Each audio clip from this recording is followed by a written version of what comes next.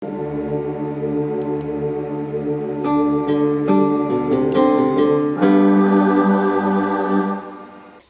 are the ceremonial and civil laws?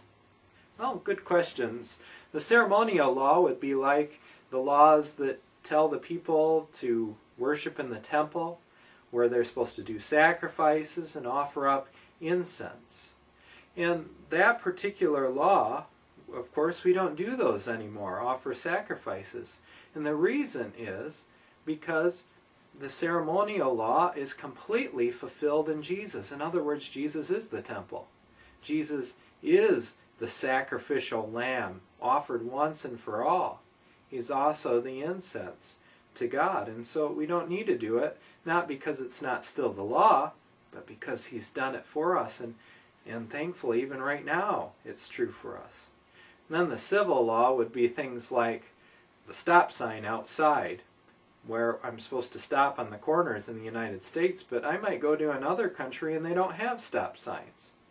And so these are laws that have to do with the government. And there were many laws in the Old Testament that had to do with the kings and the judges.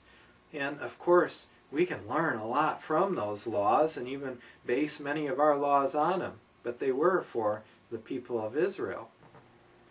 You've just heard about the civil law and ceremonial law. It's also important to bring into our question the natural law and the moral law. You see, the natural law and the moral law are really the same thing. It's what the Ten Commandments that are actually written down are really about.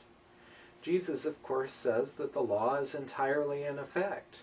And so the natural law, moral law is still true today just as much as it was in the New Testament times and the Old Testament times.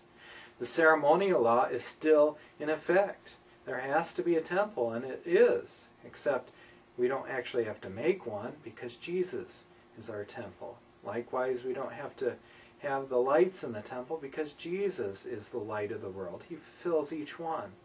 And the civil laws, these are the best way for Israel to be run that the Bible tells us. And that's why, even though we aren't Israel as a country, we can still learn from them.